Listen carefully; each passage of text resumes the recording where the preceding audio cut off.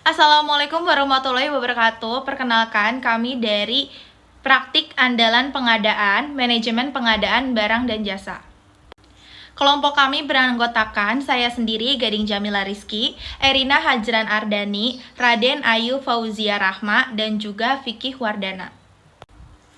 Latar belakang, pengadaan barang atau jasa harus mempunyai sistem yang baik untuk mendukung seluruh kegiatan produksi yang dilakukan perusahaan.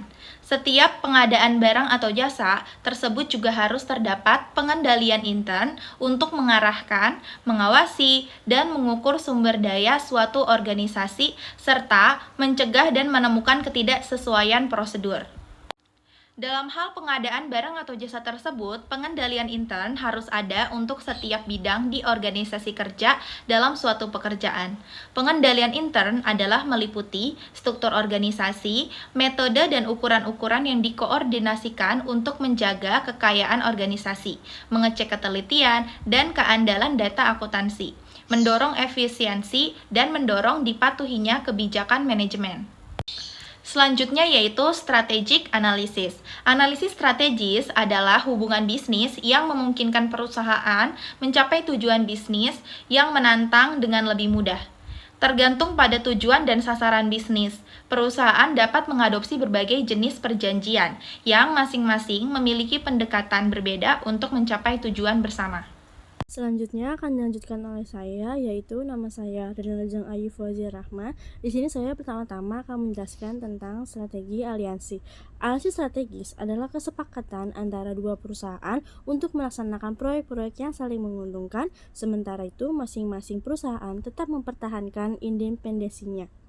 Kesepakatan ini tidak terlalu rumit dan tidak juga mengikat dibandingkan dengan usaha atau patungan di mana dua perusahaan tersebut menyatukan sumber dayanya untuk menciptakan entitas bisnis yang terpisah.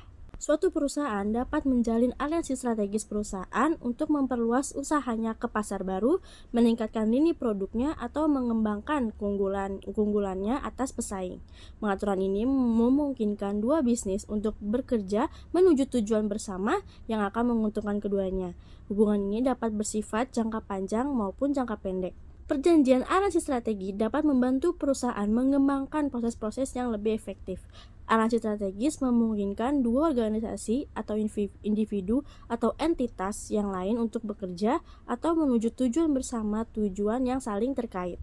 Aliansi strategis mendiversifikasi aliran pendapatan, memberikan akses ke sumber daya yang mungkin sulit diperoleh, dan dapat meningkatkan citra publik ke perusahaan. Aliansi strategi juga dapat menyebabkan perusahaan mengeluarkan sumber daya untuk menyelesaikan konflik, tidak membuahkan hasil seperti yang diharapkan, atau berdampak negatif pada citra publik perusahaan. Inti dari aliansi strategis perusahaan ini adalah untuk perusahaan yang berusaha menjadi lebih baik tetapi mungkin juga tidak memiliki sumber daya untuk memulai usaha tertentu. Daripada berusaha sendiri untuk membangun peluang pasar, perusahaan dapat mencari sumber daya yang ada untuk meningkatkan pertumbuhan pribadi. Jenis-jenis aliansi strategi. Terdapat 3 bentuk utama aliansi strategi. Ketiga jenis strategi aliansi ini bervariasi dalam tingkat investasi finansial yang dilakukan masing-masing perusahaan dalam usaha bersama yang disepakati. Yang pertama yaitu ada bekerja sama. Usaha patungan terjadi apabila dua perusahaan sepakat untuk bersatu guna membentuk perusahaan baru yang terpisah, di mana masing-masing perusahaan yang ada sudah menjadi buktinya. Contohnya, yaitu pada tahun 2012, Microsoft dan General Healthcare Electric menandatangani perjanjian bersama untuk menciptakan perusahaan ketiga baru yaitu bernama Cardigan. Cardigan diciptakan untuk mengembangkan dan memasarkan platform intelijen layanan kesehatan terbuka. Ide ini di balik usaha patungan ini adalah Microsoft memiliki kemampuan teknis untuk membuat platform tersebut berfungsi, sementara divisi TI layanan kesehatan GE memiliki keahlian di bidang layanan kesehatan. Yang kedua ada aliansi strategis ekuitas. Aliansi strategis ekuitas memungkinkan memiliki tujuan hasil yang sama serupa dengan usaha patungan. Namun pendanaannya itu berbeda karena satu perusahaan melakukan investasi ekuitas ke perusahaan-perusahaan lainnya. Contohnya yaitu pada tahun 2010 Panasonic menginvestasikan 30 juta dolar ke Tesla. Investasi tersebut dimaksudkan untuk membantu membangun aliansi yang lebih kuat antara kedua perusahaan dan untuk mempercepat perluasan pasar kendaraan listrik. Sebagai salah satu produsen sel baterai terkemuka di dunia, keahlian Panasonic berpadu kuat dengan ambisi Tesla untuk menggabungkan pengemasan eksklusif menggunakan sel dari berbagai pemasok baterai. Dan yang terakhir yaitu ada aliansi strategis non-ekuitas. Aliansi strategis ini berbentuk ketika dua entitas menyadari adanya manfaat beberapa bersama dan tidak diperlukan transfusi ekuitas. Seperti yang dibahas di bawah ini mengenai Barnes, Noble, and Starbucks. Setiap anggota aliansi cukup membawa sumber daya mereka ke aliansi agar pihak lain dapat memanfaatkannya. Kewajiban kontraktual yang lebih sederhana disepakati bagi kedua entitas untuk menyatukan sumber daya dan kemampuan bersama. Bagaimana aliansi menciptakan nilai? Yang pertama yaitu ada memperbaiki keuangan jangka pendek. Perusahaan yang ingin segera memperoleh dan dampak finansial mungkin akan merasa lebih mudah untuk memanfaatkan sumber daya perusahaan lain guna memperbaiki posisi jangka pendeknya di pasar. Yang kedua yaitu ada menghilangkan hambatan untuk masuk. Perusahaan mungkin tidak memiliki modal untuk memasuki pasar tertentu. Sebaliknya, mereka dapat menggunakan perusahaan yang telah melakukan investasi tersebut untuk mendapatkan akses yang lebih murah dan lebih cepat. Dan yang ketiga, ada memperoleh wawasan bisnis yang lebih baik. Perusahaan mungkin tidak tahu bagaimana model bisnis tertentu dapat berjalan. Daripada harus membangun keseluruhan model dan mendanai sendiri eksperimennya, perusahaan dapat memanfaatkan analisis strategi untuk menguji coba bagaimana situasi tertentu dapat berjalan dan menggunakan informasi tersebut untuk pengambilan keputusan di masa mendatang. Dan yang keempat, yaitu membagi risiko keuangan.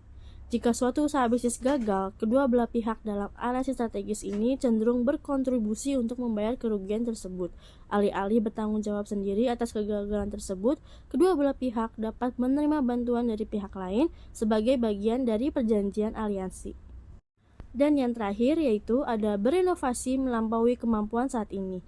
Dalam aliansi Panasonic atau Tesla dari contoh tersebut, jadi kemitraan tersebut menciptakan kesepakatan inovatif dan mutakhir yang menempatkan beberapa pakar terpintar untuk baterai kendaraan listrik dalam tim yang sama. Keuntungan aliansi strategis. Aliansi strategis memungkinkan perusahaan untuk memanfaatkan peluang yang mungkin tidak dapat dimanfaatkan sebelumnya. Ini termasuk mendapatkan klien baru, terlibat dalam pasar yang berbeda, atau juga menjual produk yang berbeda. Masing-masing cara ini berpotensi untuk meningkatkan pendapatan dan profitabilitas perusahaan. Analisis strategi juga merupakan cara untuk mendiversifikasi aliran pendapatan perusahaan dan menghasilkan berbagai peluang untuk mengurangi resiko keuangan di seluruh perusahaan. Resiko juga dikurangi dengan bantuan anggota aliansi karena setiap entitas mungkin memiliki sumber daya yang dapat digunakan untuk memecahkan tanda tangan unik atau menavigasi skenario bisnis yang tidak dikenal. Selanjutnya yaitu analisis strategis memungkinkan perusahaan beroperasi secara berbeda dari biasanya. Ini berarti menggunakan sumber daya yang tidak dimilikinya. Ini bisa berupa barang fisik, akses ke pasar, atau tenaga kerja dengan keahlian khusus. Ini juga berarti perusahaan dapat memanfaatkan keberadaan pasar perusahaan lain untuk mendapatkan persepsi publik yang lebih positif tentang perusahaan mereka sendiri. Beraliansi dengan perusahaan dengan reputasi publik yang kuat membantu menciptakan kepercayaan mereka dan pengakuan atas entitas kita sendiri.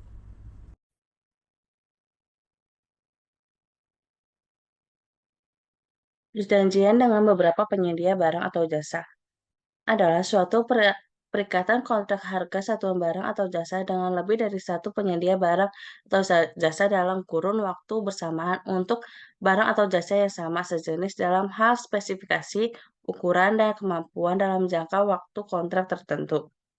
Ada beberapa faktor yang diperhatikan dalam dokumen tersebut, yakni jenis benda, spesifikasi teknis, volume, durasi waktu pengerjaan, risiko, dan lain sebagainya.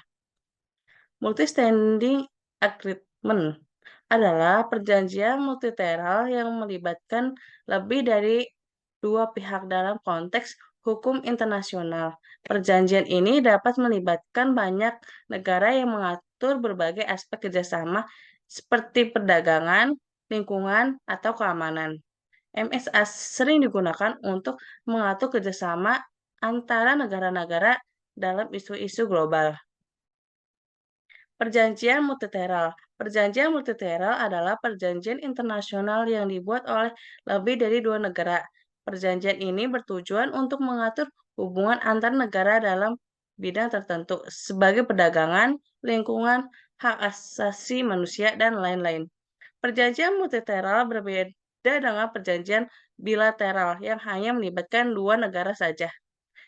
Ciri-ciri perjanjian multilateral memiliki berbagai ciri antara lain. Yang pertama, melibatkan banyak pihak negara yang melibatkan kepentingan bersama dalam suatu masalah. Yang kedua, bersifat terbuka dan inklusif, artinya semua negara yang berkeinginan dapat bergabung dalam perjanjian tersebut. Yang ketiga, mengikat secara hukum bagi para pihak yang menandatangani dan meratifikasi perjanjian tersebut.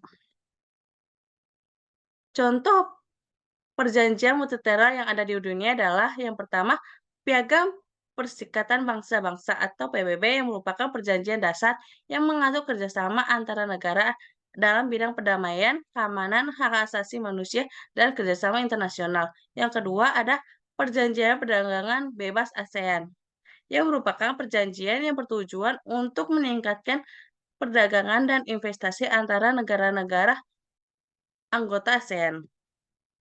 Definisi MSA adalah perjanjian yang melibatkan 3 atau lebih negara. Perjanjian ini dapat mencakup berbagai isu seperti keamanan regional, perjanjian lingkungan, hak asasi manusia, dan lain-lain.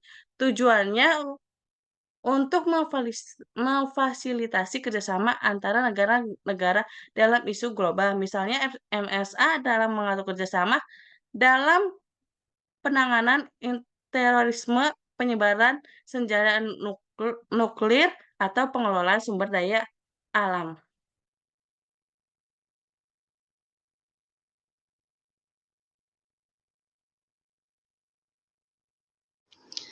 Kemudian strategi pengadaan, di mana penetapan strategi ini memiliki peran yang sangat penting. Dan beberapa alasan mengapa penetapan strategi pengadaan ini menjadi krusial. Itu ada 5 poin. Yang pertama, mengarahkan pengadaan secara efektif. Strategi pengadaan membantu dalam mengarahkan dan membimbing seluruh proses pengadaan, mulai dari hulu hingga ke hilir, sehingga pengadaan dapat dilakukan dengan efektif dan efisien. Kemudian, mengoptimalkan hasil. Dengan penetapan strategi pengadaan yang tepat, proyek atau kegiatan dapat memperoleh barang atau jasa yang sesuai dengan kebutuhan dan spesifikasi.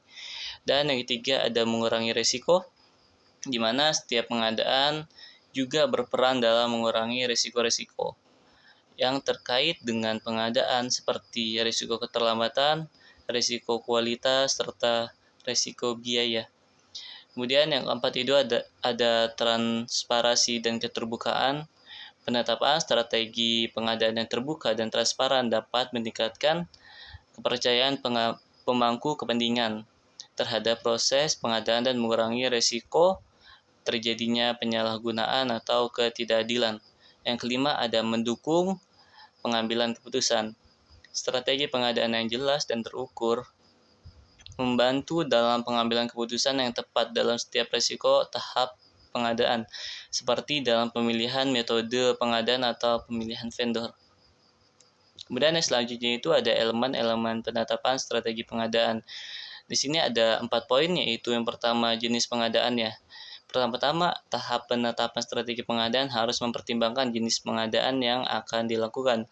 Jenis pengadaan dapat berbeda-beda tergantung pada karakteristik proyek atau kegiatannya, tingkat risikonya atau kompleksitas barang atau jasa yang akan diperoleh.